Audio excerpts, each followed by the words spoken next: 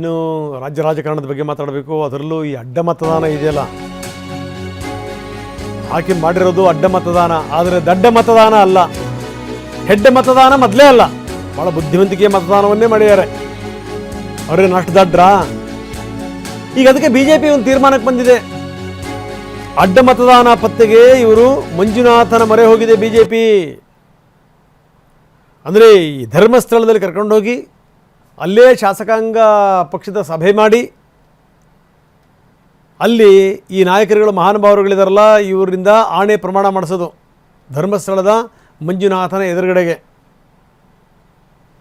ಈ ಹಿಂದೆಲ್ಲ ಆಣೆ ಪ್ರಮಾಣ ಮಾಡಿದಂಥವ್ರು ಎಲ್ಲೆಲ್ಲಿ ಹೋದರೂ ನೋಡಿದ್ದೀವಿ ನಾವು. ಹೀಗಾಗಿಯೇ ಧರ್ಮಸ್ಥಳದ ಮಂಜುನಾಥ ಅಂತಂದರೆ ಒಂದು ಸಣ್ಣ ನಡುಕ, ಬೆನ್ನುಮೂಳೆಯಿಂದ ಶುರುವಾಗುತ್ತೆ, ಸಣ್ಣ ನಡುಕ. ಅಲ್ಲೇನಾದರೂ ಸುಳ್ಳು ಹೇಳಿದ್ರೆ ಎಡವಟ್ಟುಗಳಾಗ್ತವೆ ಅನ್ನುವಂಥ ಬಲವಾದಂಥ ನಂಬಿಕೆ ಇದೆ, ಸತ್ಯ ಕೂಡ ಹೌದದು. ಹೀಗಾಗಿ ವಿಜೇಂದ್ರ ತೀರ್ಮಾನಕ್ಕೆ ಬಂದಿದ್ದಾರಂತೆ, ಅಲ್ಲೇ ಶಾಸಕಾಂಗ ಪಕ್ಷದ ಸಭೆ ಮಾಡೋದು, ಧರ್ಮಸ್ಥಳದಲ್ಲೇ ಆಣೆ ಪ್ರಮಾಣ ಮಾಡಿಸೋದು. ತಾಯಿಗೆ ದ್ರೋಹ ಮಾಡಿದಂಥ ಶಾಸಕರನ್ನ ಪತ್ತೆ ಮಾಡೇ ಮಾಡ್ತೀವಿ ಅಂತ ಗುಡುಗಿದ್ದಾರೆ ವಿಜೇಂದ್ರ.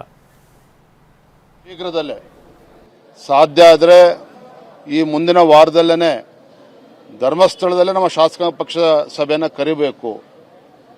ಅಲ್ಲಿ ಕರೆದು ಯಾರಿವತ್ತು ಶಾಸಕರು ತಾಯಿಗೆ ದ್ರೋಹ ಬಗೆಯುವಂಥ ಕೆಲಸವನ್ನು ಮಾಡಿದ್ದಾರೆ, ಅದು ಯಾರೇ ಆಗಿರಲಿ,